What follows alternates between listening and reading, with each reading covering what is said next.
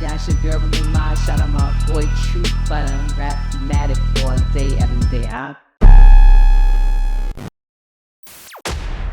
Did you was able to straighten that business with Puff with the certain records that he owed you?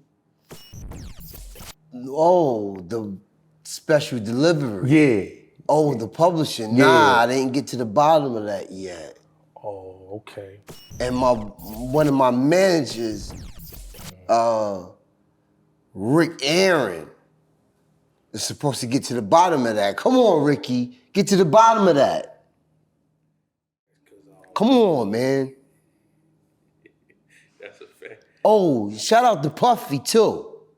Puff, I can bring you back. I got a dope idea. Holla at me, Puff. I got a dope idea. Yeah, Puff. I ain't gonna lie. Cause you and Puff, y'all been doing a lot of records together. You know, especially Who Shot Ya? Y'all did together the Total remix. I ain't gonna lie, y'all did a lot of bangers together, man. Yeah, thank you for calling me. Puff believed in me, and he showed the world, like, from Erick Sermon believing in me, he put me on some of the remixes that is the mainstay. Thank you very much. Yeah, a lot of people got a different story of how they deal with Puff business-wise or how they deal with him on the music side. And everything, like you said, he put you on a lot of big records and believed in you, and nobody, you know, a lot of people, you know, say, oh, a little louder. Oh, you can't hear me? Oh, a little louder? Yeah, so a lot of times. Give me what you got, full blast. Full blast. Say it with your chest. Say it with your chest. Nah, because a lot of people, when they talk about Puff, they never talk about the side where he done put on a lot of people, like even the Who Shot Ya record. Yeah, I was in the studio with Puffy and Mary, and I laid a verse for that Who Shot Ya beat on it, but it wasn't Who Shot Ya. I was just rhyming on it, and then Puffy took it and gave it to Biggie, and put me on the interlude. Yeah. Yeah, That was dope. That was dope. That was dope. That was dope. But yo, Keith, I want to ask you, cause like you doing, you know, that beat and then doing I Shot Ya, which is arguably one of my favorite joints with you with LL, I ain't gonna lie.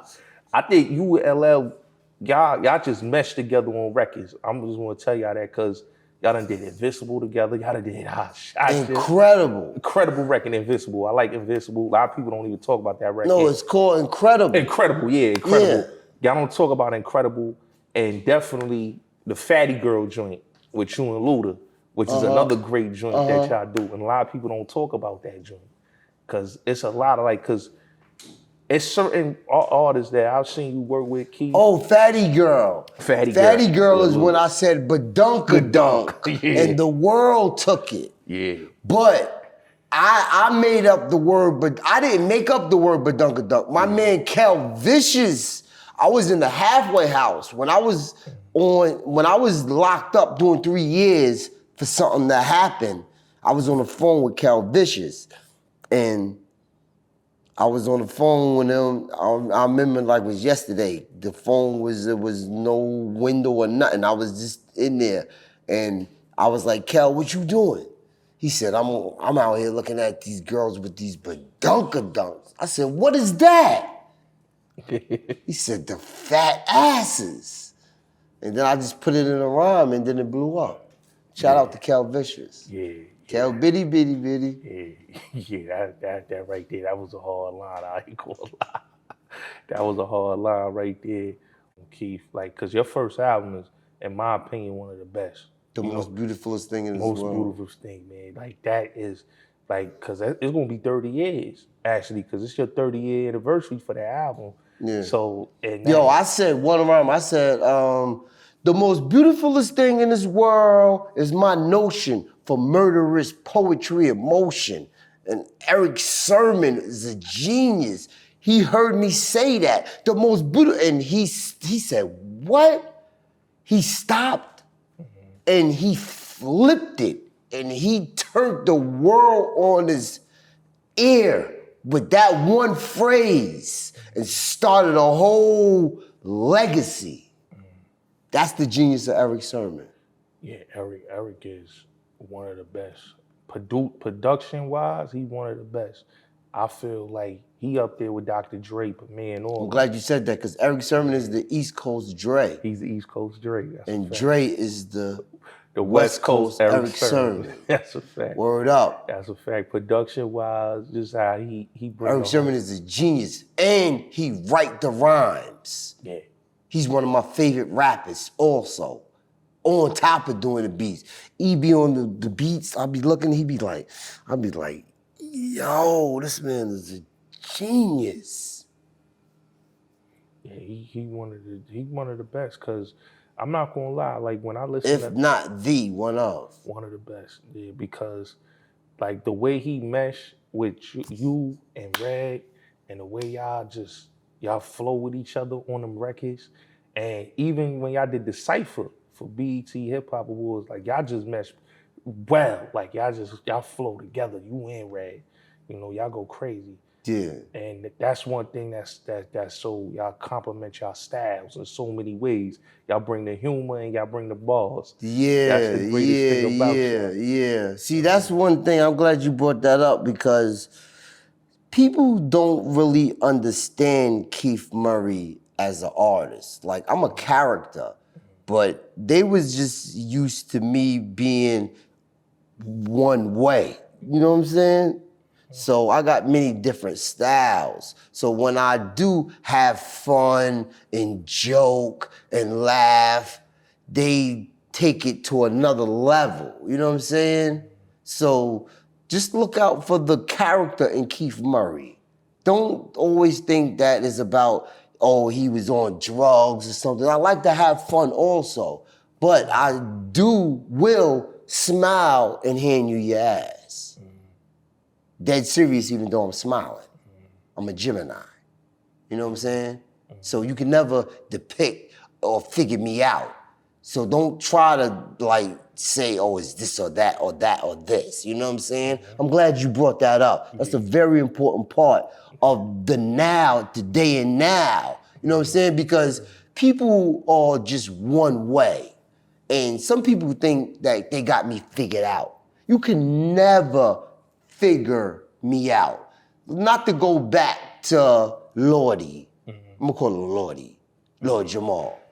He don't know what's going on.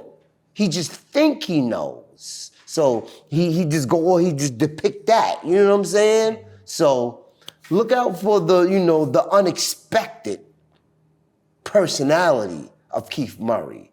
I'm the unfamiliar face in movies.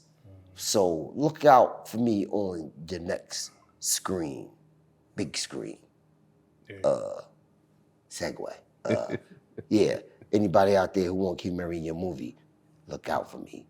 And this segment is brought to you by Keith Murray and Bullets Gotti.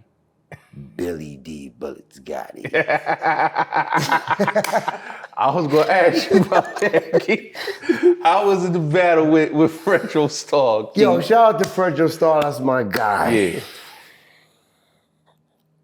Well, what had happened was, first was gonna do it in Atlanta. We was there, ready to do it. The people didn't have the money. Nobody was there supporting Fredro. Then, like a year, 2 years later, it came to Brooklyn. And Queens was in the house. And I wasn't prepared to stay. I waited 45 minutes to get in. I was checking the time because I'm a time checker, you know what I'm saying? Then I waited 4 hours in that building to get to that stage. By the time I got to that stage, I was zonked out. Whatever was in my system going back to the whole my past with the experimentation and recreational drug thing. I didn't know about drugs and what they do and how they affect you and all of that. I started drinking, smoke, all that shit kicked up. By the time I was on that microphone, I didn't have the oomph that I had when I stepped to that door to get in that building. You know what I'm saying? It was preparation and time. So I didn't foresee that, take that into accountability also. You know what I'm saying? I'm not used to sitting in one place for 4 hours. That's like a flight to LA. Yeah. Yeah, that's Yeah. long. Yeah, I ain't take that into consideration. So, yeah, I beat myself with that one. Defeated myself. But at the same time, I did deliver hard bars. It ain't like he out-rapped me. Everything else was succumbed it, you know what I'm saying? But people were like, yeah, take that L, whatever. There's a lot of things in consideration, like going back to Homeboy. Like there's a lot of things, like people don't take into consideration what's going on. Like when they shot me, call my name, look, 5 in the morning, just going to sleep, waking up, going to the front desk, coming back outside, being shot. There's a lot of things that people don't know, but they botch it up and make you look crazy. And then they bring the personal to the real life. So now realizing how much star quality I do have, and I have to be very particular and careful because the camera's always watching. There's a camera somewhere, even if you don't know. There's a camera somewhere. Yeah.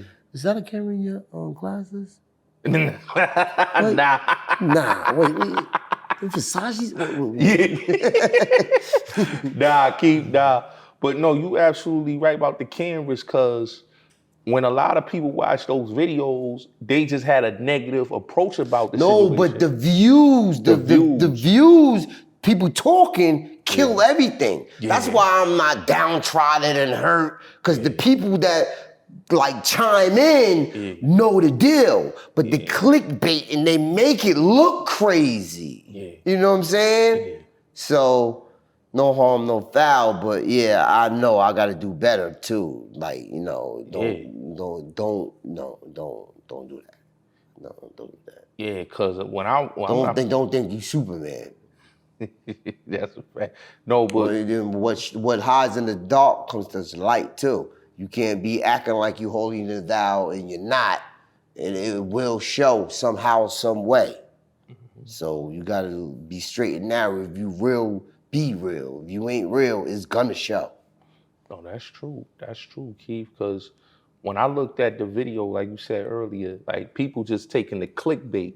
And that's what I think the internet thing is, clickbait, because when you did the performance at the BET Awards, yeah, the celebrity status, I didn't really realize how really big I am. I am an internet sensation, a superstar out there. And you have to keep that in consideration. All that friendly, yada out the window. I see why artists be shunning people sometimes. You can't be nice all the time, and you can't be out there all the time. Even when you ain't doing nothing, they make you look bad. They try to make you look bad. Redman taught me that. You're like, yo, don't play with the media. The media will do you dirty.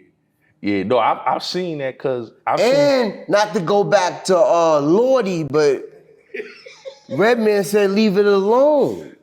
And then he comes back again on Art of Dialect. He was like, before I get out of here, I'm gonna clear this up. And then you got Mighty in the back. Yeah, man, you give a good interview and everything, yeah, but tell me what happened, what's going on, because, yeah, I heard that. Like, come on, man. Y'all playing games, man. Come on.